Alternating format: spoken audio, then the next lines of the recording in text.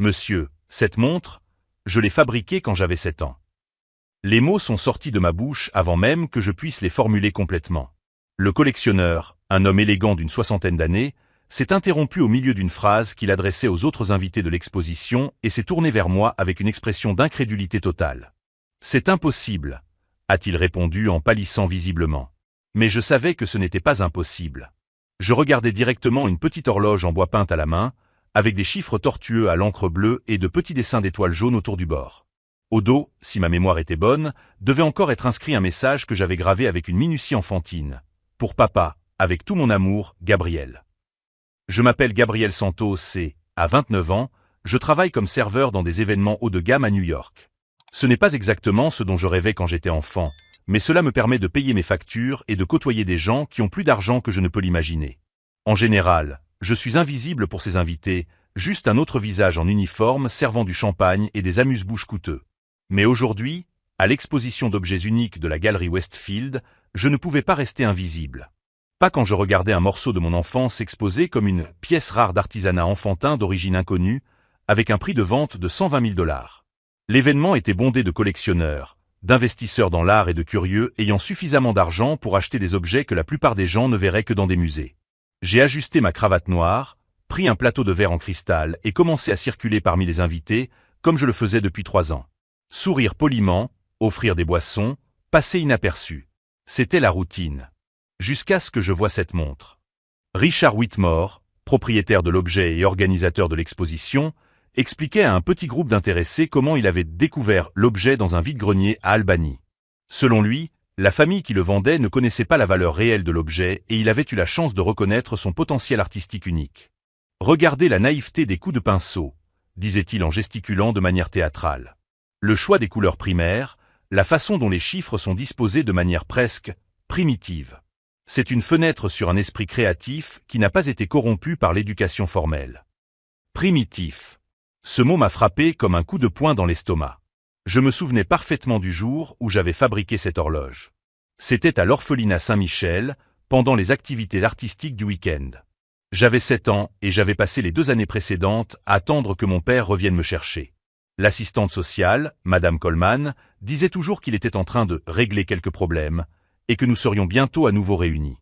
Ce samedi-là, elle avait annoncé que nous pourrions fabriquer des cadeaux spéciaux pour nos parents lorsqu'ils viendraient nous rendre visite. J'ai travaillé pendant des semaines sur cette horloge, mélangeant soigneusement les peintures, peignant chaque chiffre avec toute la précision que me permettait ma motricité de 7 ans. Les étoiles jaunes représentaient mon père, qui disait toujours que j'étais son étoile brillante.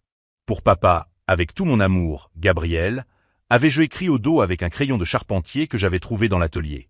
Mais mon père n'est jamais venu chercher l'horloge. En fait, il n'est jamais réapparu. 22 ans plus tard, je servais du champagne à des gens qui admiraient mon art primitif sans avoir la moindre idée de qui l'avait réellement créé. Monsieur Whitmore poursuivait sa présentation, mentionnant qu'il avait fait des recherches approfondies sur l'origine de l'œuvre et conclut que l'artiste était probablement un enfant issu d'une région rurale, n'ayant peut-être pas accès à des matériaux de qualité, ce qui explique son charme rustique. Charme rustique. Comme si ma pauvreté était un élément décoratif. C'est alors que je n'ai plus pu me retenir et que je me suis approché du groupe. Et c'est là que j'ai prononcé les mots qui allaient faire comprendre à Richard Whitmore que sa découverte était sur le point de devenir le plus grand cauchemar de sa carrière de collectionneur. Si vous vous demandez comment un enfant orphelin peut faire tomber un collectionneur millionnaire, ne manquez pas la suite. Et n'oubliez pas de vous abonner à la chaîne pour découvrir toute la vérité derrière cette vengeance qui a mis 22 ans à se mettre en place. Car ce que Richard Whitmore ignorait, c'est que j'avais conservé bien plus que de simples souvenirs de cette époque. Impossible. J'ai répété le mot avec un calme que je ne m'attendais pas à avoir. Monsieur, je peux vous montrer exactement où mon nom est inscrit au dos. Richard Whitmore m'a étudié longuement, ses yeux bleus calculateurs analysant chaque détail de mon visage. À 62 ans, il était le genre d'homme que l'âge avait rendu plus imposant plutôt que fragile. Des cheveux gris parfaitement coiffés, un costume italien qui coûtait probablement plus que 3 mois de mon salaire, et cette posture droite qui ne s'acquiert qu'après des décennies passées à évoluer dans des cercles où l'argent et l'influence sont des monnaies d'échange. « Jeune homme », dit-il enfin, d'une voix condescendante qui me fit serrer les mâchoires. « Je sais que des événements comme celui-ci peuvent être passionnants, mais je vous demande de ne pas interrompre ma présentation avec des fantasmes enfantins. » Des fantasmes enfantins. Ces mots me frappèrent comme une gifle. Fantasmes. Ma voix fut plus forte que je ne l'aurais voulu, ce qui fit se retourner certains invités à proximité. « Monsieur, je me souviens parfaitement du jour où j'ai fabriqué cette horloge. C'était un samedi d'octobre, il pleuvait dehors, et Madame Coleman avait apporté de nouvelles peintures à l'orphelinat. » Richard fronça les sourcils, mais quelque chose changea dans son regard. Un éclair de reconnaissance, de nervosité, orphelinat. L'une des invitées, une femme élégante avec des bijoux étincelants autour du cou, s'approcha avec un regain d'intérêt. Quelle histoire fascinante. Richard, tu ne m'avais pas dit que tu connaissais des détails sur le passé de l'artiste. Parce que je ne les connais pas, répondit rapidement Richard, mais je perçus la tension dans sa voix. Ce jeune homme est clairement confus. Comme je l'ai mentionné, j'ai acheté cette pièce lors d'un vide-grenier à Albany, à une famille qui la possédait depuis des décennies. Mensonge. Et à ce moment-là, en regardant l'homme qui tirait profit d'un morceau de mon enfance, j'ai commencé à comprendre que Richard Whitmore n'était pas seulement un collectionneur opportuniste. Il était bien pire que cela. Parce que je me souvenais de Madame Coleman. Je me souvenais qu'elle parlait toujours d'un bienfaiteur qui venait visiter l'orphelinat, quelqu'un d'important qui aidait à trouver des foyers adaptés pour les enfants. Et maintenant, en regardant Richard, des fragments de souvenirs ont commencé à s'assembler comme les pièces d'un puzzle que j'avais enfoui pendant plus de 2 décennies. L'orphelinat Saint-Michel n'était pas seulement un endroit où les enfants orphelins étaient temporairement hébergés. C'était une entreprise. Et Richard Whitmore n'était pas seulement un collectionneur d'art. Il était l'un des hommes qui avait transformé notre vulnérabilité en profit. Monsieur, ai-je insisté, ignorant les regards de plus en plus gênés des autres invités, vous n'avez pas trouvé cette pièce dans un vide-grenier. Vous l'avez prise directement à l'orphelinat Saint-Michel, n'est-ce pas? Cette fois, il n'y avait aucun moyen de le cacher. Le visage de Richard pâlit visiblement, et il jeta un rapide coup d'œil autour de lui, calculant clairement comment contrôler la situation. Sécurité, appelait-il en faisant discrètement signe à un homme corpulent en costume noir qui était apparu à proximité. Ce garçon dérange nos invités. Mais je n'avais pas fini. 22 ans de doute, de questions sans réponse sur les raisons pour lesquelles mon père n'était jamais revenu, sur les raisons pour lesquelles je n'avais jamais été adopté alors que j'étais un enfant en bonne santé et intelligent, sur les raisons pour lesquelles j'avais toujours eu l'impression qu'un élément crucial de mon histoire m'avait été arraché. Tout cela commençait à prendre sens d'une manière qui me donnait la nausée. Mon père était David Santos, ai-je poursuivi, ma voix gagnant en force alors même que le gardien s'approchait.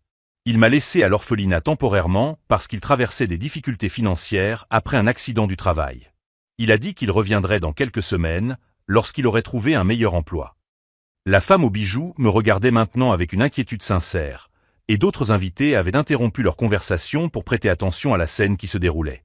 Il n'est jamais revenu, ai-je poursuivi, en gardant les yeux fixés sur Richard, parce que vous lui avez dit que j'avais été adopté par une famille merveilleuse qui pouvait m'offrir tout ce qu'il ne pouvait pas me donner. Et vous m'avez dit qu'il m'avait abandonné et qu'il ne voulait plus avoir de contact avec moi. Richard a ouvert la bouche pour protester, mais je l'ai interrompu. Combien d'enfants, monsieur Whitmore?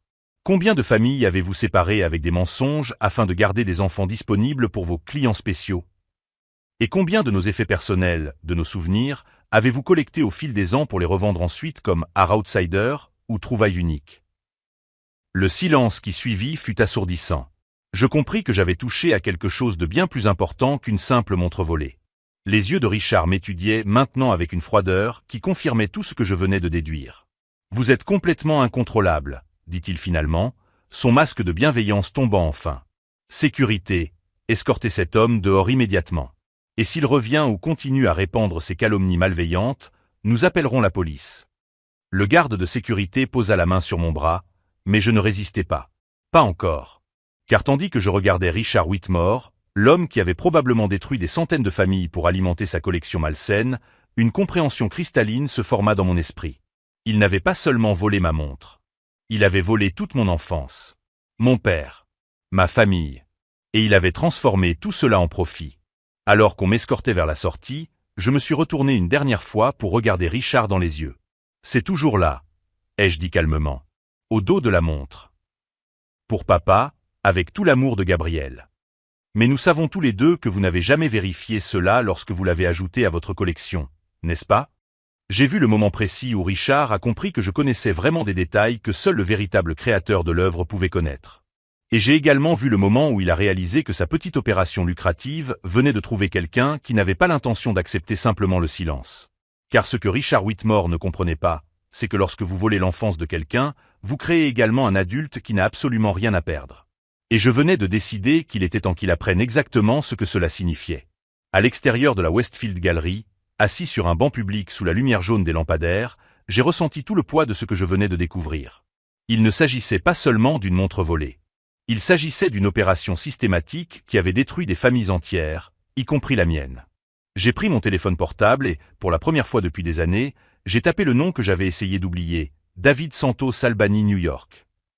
Ma main a légèrement tremblé lorsque j'ai appuyé sur Rechercher. Les résultats sont apparus instantanément. Nécrologie du Albany Times Herald, mars 2011. David Santos, 42 ans, est décédé dans un accident de chantier. Il laisse derrière lui un fils, Gabriel Santos, dont on ignore où il se trouve. On ignore où il se trouve. Mon père était mort en me cherchant, et je ne savais même pas qu'il était en vie. J'ai lu la nécrologie 3 fois avant que les mots ne me pénètrent vraiment. Mon père avait travaillé dans le bâtiment après l'accident qu'il avait temporairement rendu invalide. Il avait économisé de l'argent pendant 2 ans pour récupérer son fils du système d'adoption. Selon l'article, il se rendait régulièrement dans les bureaux des services sociaux pour tenter de trouver des informations sur ma localisation. Il n'avait jamais renoncé à moi. Richard Whitmore nous avait menti à tous les deux. Mon téléphone a sonné, me tirant de ma transe. C'était mon superviseur de la société de restauration. Gabriel, je dois te parler. Le client de Westfield a appelé. Il dit que vous avez perturbé l'événement et porté de fausses accusations contre un invité important. Je vous retire de la liste pour une durée indéterminée. Mike, je peux vous expliquer. Il n'y a pas d'explication, Gabriel. Vous connaissez les règles. Aucune interaction personnelle avec les clients. Je suis désolé, mais je ne peux pas me permettre de perdre des contrats à cause de drames personnels. La conversation s'est terminée. En moins de 2 heures, j'avais perdu mon emploi et découvert que mon père était mort en me cherchant. Richard Whitmore ne m'avait pas seulement volé mon enfance, il avait détruit toute chance de retrouvailles que j'aurais pu avoir. Mais alors que je marchais dans les rues de Manhattan, une froide détermination a commencé à remplacer le désespoir. Si Richard avait orchestré cette supercherie pendant des décennies, il devait y avoir des preuves. Il y avait d'autres personnes comme moi. Et peut-être, juste peut-être, existait-il encore des archives qui pourraient révéler toute la vérité. Le lendemain matin, je pris la route pour Albany. Les 3 heures de trajet me donnèrent le temps de digérer tout cela et d'élaborer un plan. L'orphelinat Saint-Michel avait fermé ses portes en 2010, mais les archives de l'État devaient encore être conservées. Plus important encore, je pourrais peut-être trouver Madame Coleman ou d'autres employés qui se souviendraient des bienfaiteurs spéciaux, comme Richard. Le bâtiment de l'ancien orphelinat était désormais un ensemble de logements sociaux, mais j'ai obtenu l'adresse de l'administration responsable des archives auprès de la mairie. L'employée, une femme d'âge mûr nommée Patricia, a d'abord hésité à m'aider. Les dossiers des mineurs sont confidentiels, m'a-t-elle expliqué. Même pour les mineurs eux-mêmes, qui sont désormais adultes. Je ne cherche pas à consulter des dossiers confidentiels, ai-je répondu, en gardant une voix calme malgré ma frustration grandissante. Je recherche des informations sur les dons et les bienfaiteurs. Plus précisément sur un homme appelé Richard Whitmore. Ce nom a provoqué une réaction immédiate. Patricia a froncé les sourcils et m'a regardé plus attentivement. Vous connaissez ce nom? Ai-je demandé. Je le connais parce que, eh bien, il y a eu une enquête il y a quelques années. Rien n'a été prouvé, mais des questions ont été soulevées au sujet d'irrégularités dans les adoptions. Pourquoi vous renseignez-vous à son sujet? Parce que je pense qu'il m'a volé. Et beaucoup d'autres enfants. Patricia m'a emmené dans une salle d'archives à l'arrière du bâtiment. Pendant les 2 heures qui ont suivi, j'ai fouillé dans des boîtes de documents sous son regard. J'ai trouvé des listes de bienfaiteurs, des registres de dons et enfin, un dossier intitulé « Enquête interne 2005 à 2006 ». Il contenait tout ce dont j'avais besoin, et même plus. Des rapports faisant état d'irrégularités dans les pratiques d'adoption. Des enfants maintenus dans le système alors que des membres de leur famille étaient disponibles pour les accueillir. Des effets personnels des enfants qui disparaissaient mystérieusement.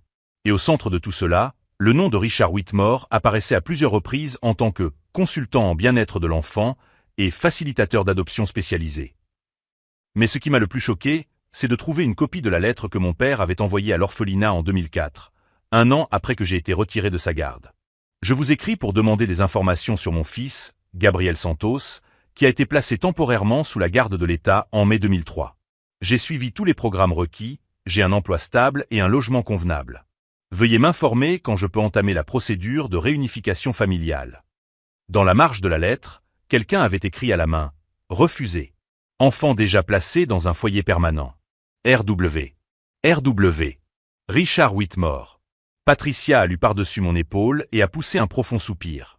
Gabriel, je ne devrais pas te montrer ça, mais... Elle a hésité. Cette enquête a été étouffée parce que des personnes importantes étaient impliquées. Mais il y a eu des rumeurs selon lesquelles certains enfants auraient été délibérément maintenus dans le système à des fins spécifiques. Quel genre de fins? Des familles riches qui voulaient essayer d'avoir des enfants sans l'engagement légal de l'adoption. Elles payaient des frais mensuels substantiels. Et quand elles se lassaient ou rencontraient des problèmes, elles rendaient simplement les enfants, comme s'ils étaient des marchandises. J'ai senti mon estomac se retourner. Et les effets personnels des enfants, vendus comme des souvenirs authentiques à des collectionneurs. Des dessins d'enfants, des jouets faits à la main, tout ce qui pouvait être commercialisé comme une expérience authentique de l'enfance défavorisée. Maintenant, je comprenais tout. Richard Whitmore n'était pas seulement un collectionneur d'art. C'était un trafiquant d'enfance volée, vendant nos souvenirs les plus précieux à des gens riches qui voulaient se sentir bienveillants. Patricia, vous avez dit que d'autres employés de l'époque sont toujours là. Madame Coleman a pris sa retraite, mais elle vit ici, à Albany. Et il y a un groupe informel d'anciens employés qui se réunit tous les mois. Nous l'appelons Survivor Support, soutien aux survivants. Pas seulement pour les enfants, mais aussi pour les employés qui ont vu des choses qu'ils ne pouvaient pas dénoncer à l'époque. Elle m'a donné l'adresse de Madame Coleman et des informations sur la prochaine réunion du groupe, qui aurait lieu le jeudi suivant. Gabriel, m'a-t-elle dit alors que je partais, si vous voulez vraiment vous lancer dans cette affaire, vous aurez besoin de plus que de vieux documents. Vous aurez besoin de personnes prêtes à parler. Et vous aurez besoin de preuves actuelles. Elle avait raison. Des documents datant d'il y a 20 ans pouvaient éveiller les soupçons, mais il ne suffirait pas à faire tomber un homme comme Richard Whitmore. J'avais besoin de quelque chose de plus concret. C'est alors que je me suis souvenu des paroles de Richard dans la galerie. J'ai acheté cette pièce dans un vide-grenier à Albany, à une famille qui la possédait depuis des décennies. S'il mentait sur la façon dont il avait obtenu ma montre, il mentait probablement aussi sur d'autres pièces. Et si toutes ces découvertes, si opportunes, étaient en fait des objets systématiquement volés à des enfants vulnérables pendant des décennies? Ce soir-là, dans ma petite chambre d'hôtel à Albany, j'ai commencé à dresser une liste. Pas seulement des questions que je devais poser, mais aussi des ressources que je devais mobiliser. Internet avait beaucoup changé depuis 2003. Réseaux sociaux, archives numériques, groupes de recherche de familles adoptives. Il existait désormais des outils qui n'existaient pas quand j'étais enfant. Si Richard Whitmore avait bâti un empire sur des enfances volées, j'allais retrouver toutes ses victimes. Et ensemble, nous allions montrer au monde qui il était vraiment. Car ce que Richard ne comprenait pas, alors qu'il dormait dans sa luxueuse maison entourée des œuvres d'art volées, c'est que lorsqu'on vole un enfant, on plante les graines d'un adulte qui n'a plus rien à perdre. Et un adulte qui n'a plus rien à perdre et qui a accumulé 22 ans de colère refoulée peut être la force la plus dangereuse qui soit. En regardant la photo de l'avis de décès de mon père sur l'écran de mon téléphone, j'ai fait une promesse silencieuse. Papa, tu n'as jamais cessé de me chercher. Maintenant, je vais découvrir la vérité pour nous deux. La véritable guerre ne faisait que commencer. Et Richard Whitmore n'avait aucune idée de ce qui l'attendait. Le jeudi suivant, je me suis rendu au centre communautaire d'Albany où se tenait la réunion du groupe Survivor Support. Je m'attendais à trouver peut-être 5 ou 6 anciens employés nostalgiques partageant des souvenirs difficiles. Ce que j'ai trouvé était complètement différent. 17 personnes assises en cercle. D'anciens employés, certes, mais aussi d'anciens résidents comme moi. Des adultes âgés de 25 à 40 ans qui avaient passé par le système entre 1992 et 2010. Et lorsque j'ai commencé à raconter mon histoire sur Richard Whitmore et la montre, les réactions n'ont pas été de surprise. Elles ont été de reconnaissance. J'avais un lapin en peluche, a déclaré une femme d'environ 35 ans, prénommée Jennifer. Ma grand-mère l'avait tricoté pour moi avant de mourir. C'était littéralement la seule chose qui me restait d'elle. Quand j'ai été placé dans une famille temporaire, dans le cadre du programme spécial de M. Whitmore, le lapin a disparu. Ils ont dit que je l'avais perdu. Ma guitare, a ajouté un grand homme noir qui s'est présenté sous le nom de Marcus. J'avais économisé pendant 2 ans pour l'acheter. Quand j'ai demandé où elle était, on m'a répondu qu'elle était inappropriée pour l'environnement familial chrétien dans lequel j'avais été placé. Madame Coleman, aujourd'hui âgée de 72 ans, mais toujours aussi perspicace, m'a pris à part après la réunion. Gabriel, je me souviens de toi. Et je me souviens aussi de la montre. Tu as travaillé dessus pendant des semaines. Elle hésita. Et je me souviens de ton père. Il appelait sans cesse. Il venait en personne au moins une fois par mois pendant les 2 premières années. Pourquoi a-t-il arrêté? Parce que Richard a convaincu l'État que les visites étaient perturbantes pour le processus d'adaptation de l'enfant. Il a obtenu une ordonnance judiciaire interdisant tout contact direct jusqu'à ce que tu atteignes l'âge de 18 ans. J'ai senti mon sang se glacer dans mes veines. Une ordonnance judiciaire basée sur quoi? Des allégations d'instabilité mentale du père. Richard a présenté des rapports psychologiques affirmant que David Santos présentait un comportement obsessionnel et potentiellement dangereux à l'égard de la récupération de son fils. De faux rapports. Complètement inventés. Je le savais parce que j'accompagnais personnellement chaque visite. Votre père était un homme brisé, désespéré, mais jamais instable ou dangereux. C'était juste un père qui essayait de récupérer son fils. Ce soir-là, à l'hôtel, j'ai créé un compte Facebook avec mon vrai nom et j'ai commencé à rechercher d'autres survivants de l'orphelinat São Miguel. En 2 heures, j'avais entamé 15 conversations privées. Des personnes qui se souvenaient d'objets précieux disparus, de séparations familiales inexplicables, de promesses non tenues. Plus important encore, j'ai découvert que 3 d'entre elles avaient reconnu leur bien vendu en ligne au fil des ans. Une poupée apparue dans une vente aux enchères des antiquités rares pour 8 000 $. Un journal intime artisanal vendu comme littérature outsider authentique pour 12 000 $.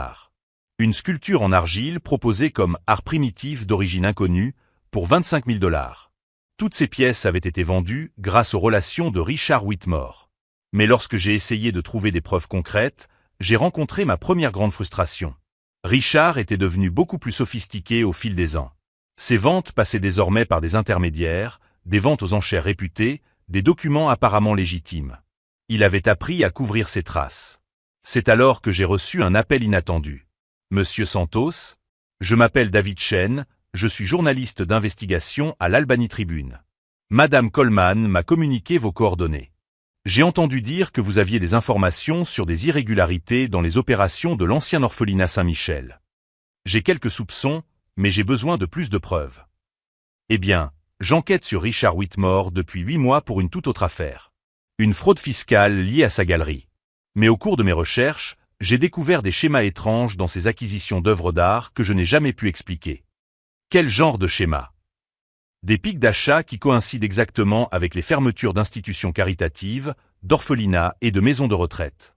Comme s'il avait accès à l'avance aux biens qui allaient être mis en vente. Puis-je vous rencontrer en personne? Nous nous sommes retrouvés le lendemain dans un café discret. David était un homme asiatique d'une 40aine d'années, méticuleux, avec des dossiers bien organisés et des chronologies détaillées qui rivalisaient avec celles des enquêtes criminelles professionnelles.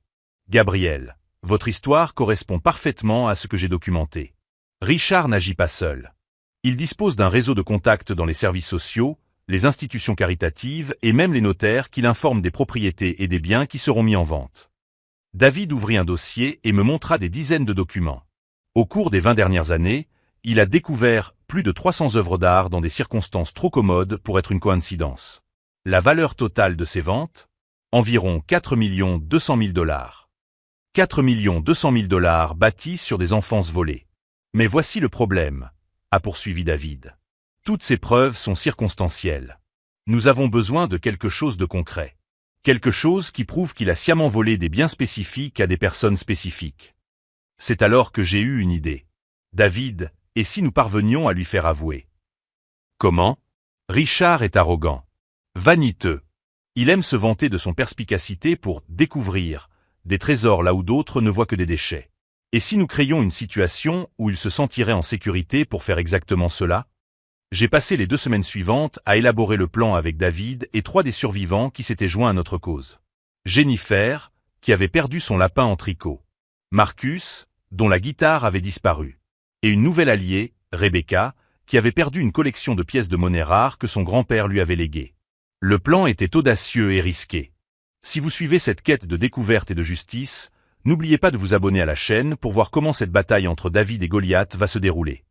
En nous faisant passer pour des collectionneurs intéressés venant de différentes villes, nous allions l'approcher séparément pendant plusieurs semaines. Chacun d'entre nous aurait sur lui des preuves photographiques de nos objets perdus, mais prétendrait qu'il s'agissait de collections familiales que nous voulions vendre. L'appât serait irrésistible pour quelqu'un comme Richard. La chance d'acheter des pièces authentiques à bas prix à des personnes qui n'en connaissaient pas la véritable valeur. S'il reconnaissait les pièces et essayait de les acheter en sachant qu'elles avaient été volées, nous aurions sa confession enregistrée. Rebecca serait la première. Sa collection de pièces de monnaie était suffisamment distinctive pour que Richard s'en souvienne certainement, d'autant plus qu'elle n'avait que 8 ans lorsqu'elle avait disparu et qu'elle avait pleuré pendant des semaines. « Et s'il ne mord pas à l'hameçon » demanda Marcus lors de notre dernière réunion de planification. « Alors nous passerons au plan B » ai-je répondu. Une confrontation publique directe lors de sa prochaine exposition, en présence de nous tous, des médias invités et de suffisamment de preuves pour lui poser des questions extrêmement gênantes. Mais je comptais sur sa cupidité. En 20 ans d'activité, Richard était devenu trop confiant, trop habitué à l'impunité. La veille du premier contact, j'ai reçu un appel qui a failli tout changer.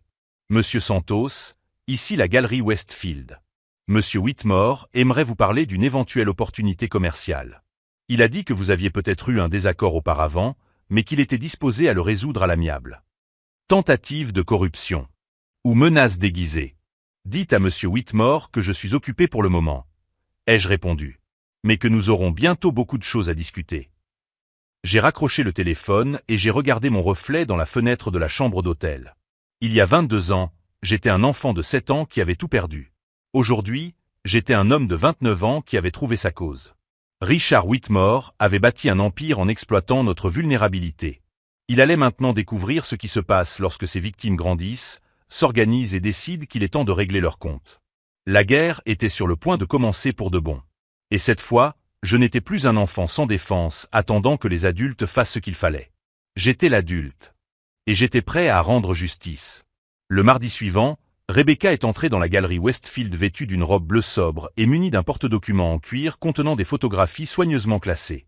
David Chen était posté de l'autre côté de la rue avec du matériel de surveillance professionnelle, tandis que j'observais depuis un café voisin, le cœur battant à tout rompre. Rebecca avait répété son approche pendant des jours. Elle se présenterait sous le nom de Sarah Mitchell, une enseignante à la retraite du Vermont dont l'oncle récemment décédé lui avait laissé une petite collection de pièces de monnaie qu'elle souhaitait vendre rapidement pour payer des factures médicales. Monsieur Whitmore, je m'appelle Sarah Mitchell. J'ai obtenu vos coordonnées par l'intermédiaire d'une connaissance à Albany. J'ai entendu dire que vous étiez un expert dans l'évaluation d'objets de valeur historique. En regardant par la fenêtre du café, je vis Richard sourire et lui faire signe poliment de s'asseoir dans la zone de consultation de la galerie. Son langage corporel était détendu, confiant. Juste un autre client potentiel apportant des bibelots familiers. Rebecca ouvrit le dossier et montra les photos. Même de loin, je pouvais voir le changement instantané dans l'attitude de Richard. Il se pencha en avant, prit les photos et les examina attentivement, l'une après l'autre. Les pièces de monnaie de Rebecca étaient indéniables. Une collection de dollars américains en argent datant de 1880 à 1921, chacune en parfait état, que son grand-père avait rassemblé pendant 50 ans. Rebecca les avait perdus à l'âge de 8 ans, peu après avoir été placée dans une famille temporaire, dans le cadre du programme de Richard. Pendant 15 minutes, j'ai observé Richard examiner les photos, poser des questions, essayant clairement d'évaluer si Rebecca ignorait vraiment la valeur des pièces. Grâce à l'équipement de David, j'ai pu entendre des bribes de la conversation. Ce sont des pièces très spéciales. Le marché est limité pour ce type d'article. Je peux vous offrir $1 500 pour toute la collection. 1500 $ pour une collection qui en valait au moins 80 000. Mais quelque chose a alors mal tourné. Richard s'est tu, a examiné Rebecca plus attentivement, et j'ai vu le soupçon commencer à se former dans ses yeux. « Mademoiselle Mitchell, dit-il lentement, puis-je vous demander comment votre oncle a obtenu cette collection particulière ?» Rebecca hésita une fraction de seconde, mais cela suffit. Richard l'avait remarqué. Il collectionnait les pièces depuis de nombreuses années, répondit-elle, mais sa voix avait perdu de son naturel. Richard se cala dans son fauteuil, ses yeux scrutant désormais chaque détail du visage de Rebecca. Je vis le moment précis où il la reconnut. « Rebecca, dit-il doucement. Rebecca Morrison. Vous aviez 8 ans lorsque ces pièces ont disparu de votre chambre à l'orphelinat Saint-Michel. » Le plan s'effondrait sous nos yeux. Rebecca a essayé de garder son sang-froid, mais Richard s'était déjà levé. « Quelle extraordinaire coïncidence !» a-t-il poursuivi, d'une voix si froide qu'elle m'a glacé le sang. Une enfant qui vivait dans un établissement où je travaillais réapparaît des décennies plus tard avec des photos d'objets qui ont peut-être été perdus dans des circonstances très particulières. C'est là que j'ai compris que nous avions complètement sous-estimé Richard. Ce n'était pas seulement un opportuniste. C'était un prédateur calculateur qui avait mémorisé chaque enfant, chaque objet, chaque détail de son opération. Monsieur Whitmore, a tenté Rebecca, je pense qu'il y a eu un malentendu. Oh, il n'y a aucun malentendu, a répondu Richard en prenant son téléphone. En fait, je pense que vous et vos amis vous êtes peut-être lancés dans une tentative d'extorsion très mal planifiée. Mon cœur s'est arrêté. Il retournait la situation contre nous. C'est alors que mon propre téléphone a sonné. Richard. Gabriel Santos, a-t-il dit lorsque j'ai répondu. Je sais que vous nous observez depuis le café du coin. Pourquoi ne pas nous rejoindre? Je suis sûr que nous pouvons régler cela de manière civilisée. Je n'avais pas le choix. J'ai traversé la rue et suis entré dans la galerie, où Rebecca était visiblement nerveuse et Richard affichait un air de triomphe contrôlé. Messieurs, a-t-il dit en me voyant entrer, quelle opération créative vous avez montée? Ça a presque marché. Presque? Ai-je demandé, en essayant de garder une voix ferme. Vous pensez vraiment que je ne garde pas de traces de chaque enfant qui est passé par les institutions où j'ai travaillé? Que je ne reconnaîtrai pas les visages que j'ai vus grandir? Richard a ri, un rire dépourvu d'humour. Gabriel Santos, fils de David Santos. Rebecca Morrison, petite-fille de Theodore Morrison. Tous deux avec des antécédents disons, des problèmes d'adaptation émotionnelle. Il était en train de construire un récit. Il faisait de nous les méchants. Et maintenant, continua-t-il, vous arrivez avec une histoire élaborée sur des objets volés, essayant de me faire chanter avec des accusations sans fondement. Elles ne sont pas infondées, répondis-je. Et vous le savez. Je sais que deux personnes instables essaient de rejeter la responsabilité de leurs propres difficultés dans la vie sur un membre respecté de la communauté.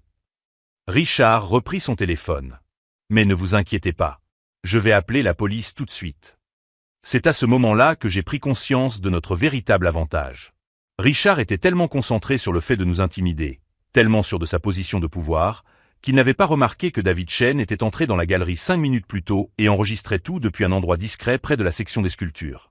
Monsieur Whitmore, dis-je calmement, avant de passer cet appel, pourriez-vous me montrer à nouveau le dos de ma montre? Votre montre. Il fronça les sourcils. Je ne vois pas de quoi vous parlez. La montre qui est exposée là-bas, dis-je en montrant la pièce qui se trouvait toujours dans la salle d'exposition. Celle que vous prétendez avoir achetée dans un vide-grenier, mais sur laquelle mon nom est inscrit au dos. Richard hésita. C'était un piège et il le savait, mais il ne pouvait pas refuser sans donner l'impression de cacher quelque chose. Très bien, dit-il finalement. Réglons cela une fois pour toutes. Il nous conduisit dans la salle d'exposition, retira délicatement la montre de son support et la retourna. Là, écrit à l'encre verte délavée mais encore lisible, se trouvait « Pour papa » avec tout l'amour de Gabriel. « Comment expliquez-vous cela » demandai-je. Richard examina l'écriture pendant un long moment, évaluant clairement ses options. « Beaucoup d'enfants s'appellent Gabriel » dit-il finalement. « Cela ne prouve rien. »« Pas tout seul » acquiesçai-je. « Mais combiné au fait que vous étiez mon assistant social, que vous teniez des registres détaillés de tous vos enfants et que vous venez d'admettre m'avoir immédiatement reconnu. Eh bien, cela commence à former un schéma intéressant. » Je vis le moment précis où Richard réalisa qu'il s'était incriminé. Son expression passa de l'arrogance à quelque chose qui ressemblait beaucoup à de la panique. « Vous n'avez aucun moyen de prouver que je vous ai volé cela. » En fait, dit une nouvelle voix derrière nous, il en a un. Nous nous retournâmes pour voir David Chen s'approcher, une caméra professionnelle toujours en marche. « Monsieur Whitmore, je suis David Chen, journaliste d'investigation à l'Albany Tribune. Je viens de vous enregistrer en train d'admettre que vous conservez des dossiers sur chaque enfant, des institutions où vous avez travaillé, de reconnaître instantanément M. Santos alors que vous prétendez ne pas le connaître, et de démontrer une connaissance intime des antécédents personnels de M. Santos et de Mlle Morrison. » Richard pâlit visiblement. Ajoutez à cela les documents que nous avons obtenus des archives de l'État, notamment des correspondances dans lesquelles vous recommandiez de maintenir certains enfants dans le système alors que des membres de leur famille étaient disponibles, et des registres de vente qui montrent une tendance à des découvertes, opportunes coïncidant avec la fermeture d'institutions. David fit une pause, laissant les implications s'imposer. Eh bien, cela constitue un dossier assez convaincant pour justifier une enquête criminelle approfondie. Le silence qui suivit fut assourdissant. Richard regarda tour à tour Rebecca, David et moi, cherchant clairement une issue qui n'existait pas. C'est alors qu'il commit son erreur finale. « Écoutez, dit-il, sa voix ayant perdu toute son arrogance précédente, nous pourrions peut-être trouver un accord. Financier. Pour vous tous. Pour régler cela discrètement. » David sourit, continuant à enregistrer. « Monsieur Whitmore, Vous venez de proposer un pot de vin pour éviter des accusations de vol à la télévision nationale. Je pense que notre conversation s'arrête là. Richard comprit enfin, de manière définitive, qu'il avait perdu. Pas seulement la bataille, mais toute la guerre. Son opération, menée depuis des décennies, était sur le point d'être dévoilée. Sa réputation allait être détruite et sa liberté était en jeu. En regardant l'homme qui m'avait volé mon enfance faire face à la réalité des conséquences, j'ai ressenti quelque chose d'inattendu. Ce n'était pas une satisfaction vengeresse, mais une sorte de paix silencieuse. La vérité allait enfin être révélée. Et Richard Whitmore était sur le point de découvrir que lorsque vous bâtissez un empire sur des vies volées, ces vies finissent par grandir et revenir vous réclamer leur dû. 3 semaines plus tard, l'histoire de David Chen faisait la une de l'Albany Tribune avec le titre « Une escroquerie vieille de plusieurs décennies exploitait des orphelins pour un profit de plusieurs millions ». Les répercussions furent immédiates et dévastatrices pour Richard. En moins de 48 heures, le FBI avait saisi tous les registres de la Westfield Gallery. Le département des services sociaux de l'État a ouvert une enquête approfondie sur les irrégularités commises pendant la période où Richard a travaillé comme assistant social. 17 anciens orphelins se sont présentés comme témoins, chacun avec des histoires similaires de biens perdus et de familles séparées inutilement. Richard a été officiellement inculpé de 16 crimes, dont vol, falsification de documents officiels, fraude à l'égard de programmes gouvernementaux et corruption d'un fonctionnaire. Lors de l'audience de mise en liberté sous caution, j'ai observé depuis le fond de la salle d'audience l'homme qui avait détruit des centaines de familles implorer le juge de faire preuve de clémence. « Votre honneur », a-t-il dit d'une voix qui n'avait plus rien d'arrogant, « j'admets avoir commis des erreurs de jugement, mais je n'ai jamais eu d'intention malveillante. » Le procureur a présenté des preuves montrant que Richard avait gagné plus de 4,8 millions de dollars en 20 ans en exploitant des enfants vulnérables. La caution a été refusée. 2 mois plus tard, pendant le procès, j'ai eu l'occasion de faire ma déclaration de victime. J'ai regardé Richard droit dans les yeux en parlant. « Monsieur Whitmore, vous n'avez pas seulement volé une montre. Vous avez volé la chance de grandir en connaissant l'amour de mon père. Vous avez volé 22 ans d'une vie qui aurait pu être complètement différente.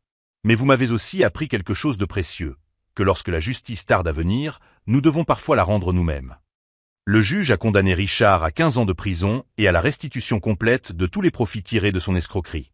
La galerie Westfield a été définitivement fermée et toutes les pièces volées ont été rendues à leur famille d'origine ou données à des associations caritatives. J'ai récupéré ma montre lors d'une petite cérémonie privée. Lorsque je l'ai tenue à nouveau dans mes mains, après plus de 2 décennies, je n'ai ressenti ni colère ni tristesse. J'ai ressenti de la paix. C'était comme si une partie de moi-même qui avait été perdue était enfin revenue à la maison. Grâce à la restitution que j'ai reçue, j'ai pu réaliser un rêve que j'avais depuis toujours. J'ai créé la Fondation David Santos, spécialisée dans la réunification des familles séparées par le système d'adoption et dans la protection des droits des enfants placés en institution.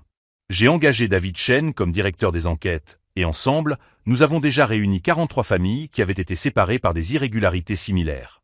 Rebecca, Marcus et les autres survivants sont devenus conseillers de la Fondation. Nous avons transformé notre douleur collective en objectif, notre colère en action constructive. Il y a 6 mois, j'ai reçu une lettre en prison.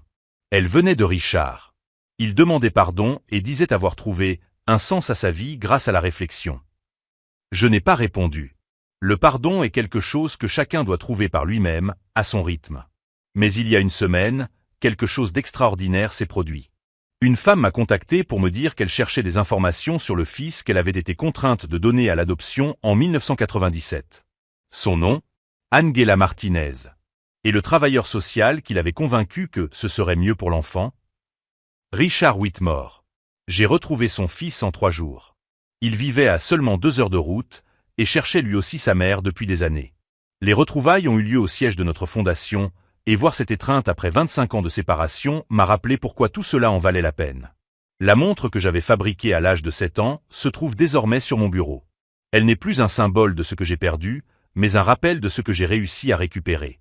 Ce n'est pas seulement un objet, mais la compréhension que même dans les plus grandes injustices, il y a des graines de transformation.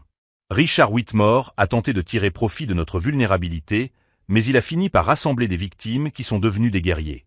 Il voulait nous rendre invisibles, mais il a fini par mettre en lumière un problème systémique qui fait désormais l'objet d'une législation spécifique visant à le prévenir. Si cette histoire de justice et de transformation vous a inspiré, abonnez-vous à la chaîne pour découvrir d'autres récits sur la façon dont des gens ordinaires ont trouvé la force d'affronter l'injustice et de construire quelque chose de mieux à partir de leur douleur. Car parfois, quand quelqu'un tente de vous voler votre passé, vous découvrez que vous avez le pouvoir de reconstruire non seulement votre avenir, mais aussi celui de nombreuses autres personnes. Le garçon de 7 ans qui a perdu sa montre a grandi et est devenu l'homme qui protège les autres enfants afin qu'ils ne perdent pas ce qui leur appartient de droit. Leur famille, leurs souvenirs et leur avenir. That's it, I think my heart would literally explode.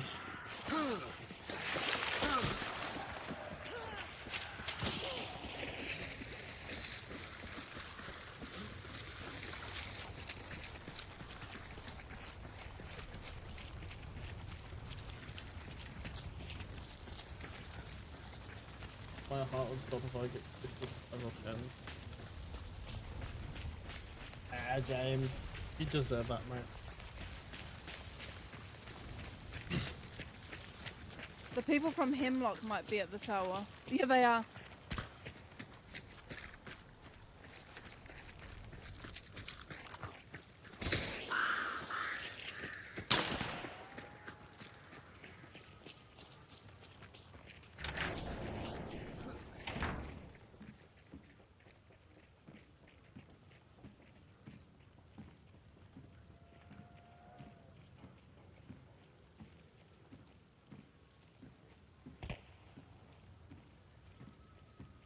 They've pulled. No, they're still underneath.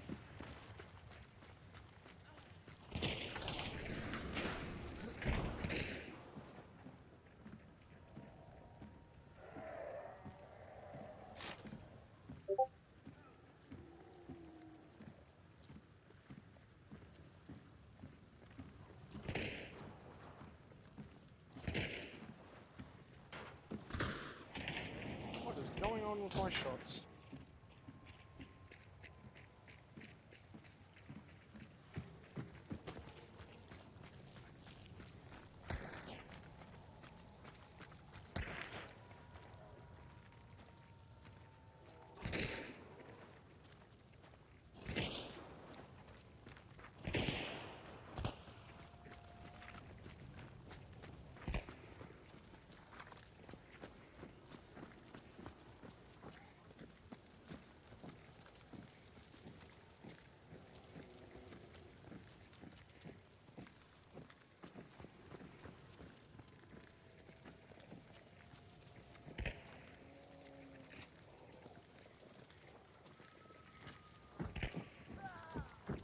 This one. Watch that spot for a revive.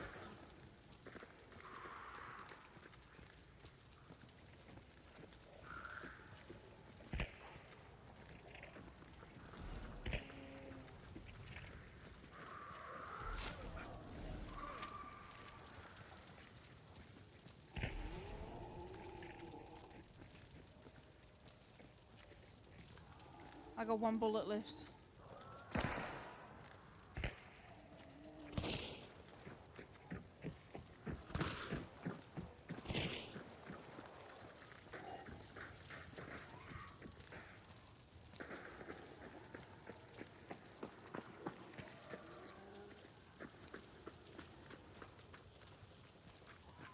Okay, why are you always missing health chunks? Spoilers.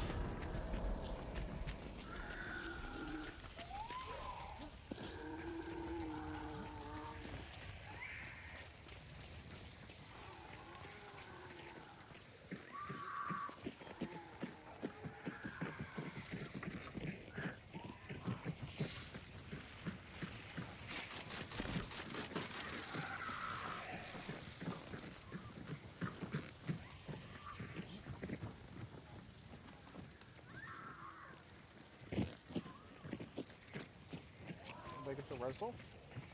Yeah. Where the fuck did they go? Back to Hemlock, I'm guessing, because when I saw them, they went in this way. Right, well, I got 2 bullets, so. You can just pick up specialty bullets on those boxes out there? No, I can't. They don't match. Do you have basic bullets? A long ammo. Oh, I see fire burn the trees. Lol. Okay. Since I'm not doing anything tomorrow, I'm gonna see if I can't figure out what's my birthday. I'm just gonna try and look for it a bit. Fair enough, mate.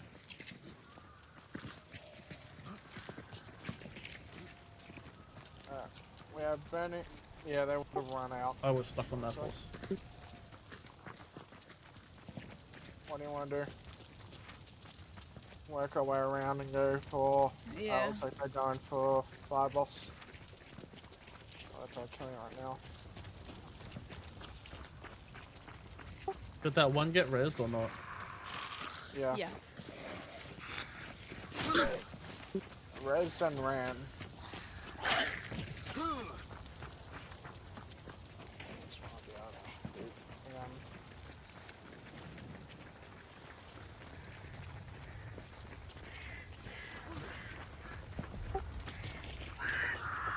Chariot card, swapping the exits around.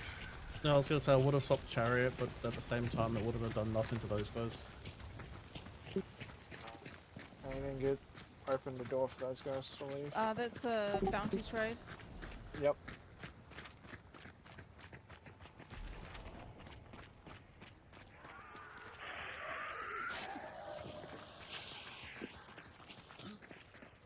Hey, Rabbit's got a They're 40 fighting stream streak, outside, let's go. Turn on the road. I'll have a hydrate in a second, just gonna Yes. fight these guys first.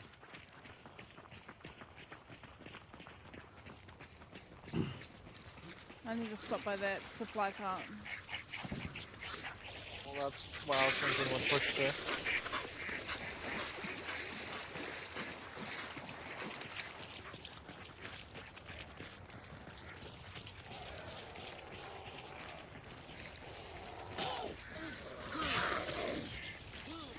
This bird's just sitting there in the fire.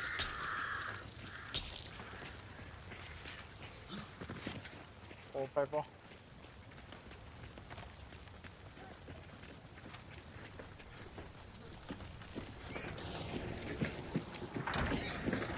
I just got in there. Mine reset because I was passed out the other day. Oh, that's not... They're still over there, and main boss is out. Oh, I'm sorry that it reset. This is not quiet. Pointing us in that. So it's the random shit. Cool.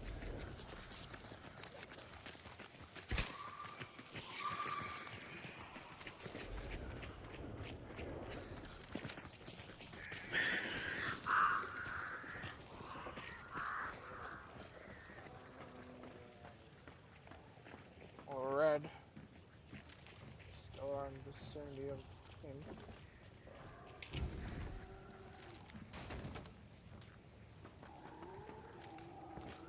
Should I like... We've got one right in front of us. Oh, I've got to catch up to them. Southwest. Legit team in front of me. Nice.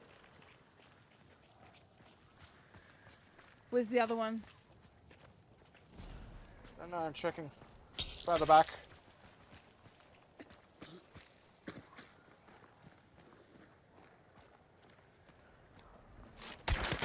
All the way over the back is one of them. Can you move your ping, please? Sorry. Okay, if you said that not to us. What? Ducky forgets he's on push to talk. I can hear his struggle. Oh yeah. Sorry, yes. Damn it. Yeah, he's using shotgun. Dead. Beautiful.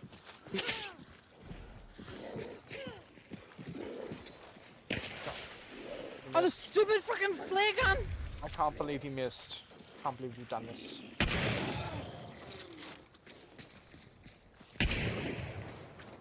Oh, Hey, Honor, how you doing, mate? According to my nearly 7-year-old, did you know that being scared gives you runny poos and his brothers are currently playing Poppy Plates? LOL. Yeah, I don't get the noti for half my fucking streaks. I'm pissed off with it. It's fucking bullshit.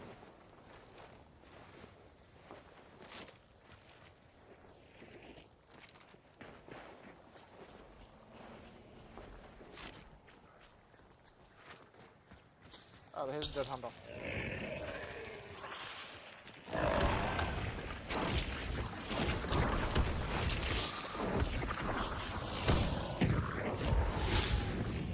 Nice. That was quick. relentless. I'll still take it. Okay. So I go, yeah, doing quite well, Find us mate. an Not exit. bad. Just have a look in case there's other dead bodies we can loot. Just chilling, having fun. Playing some Hunt Showdown, as you can Because see. there was a bounty trade. Another ranger kill. Chaos. I've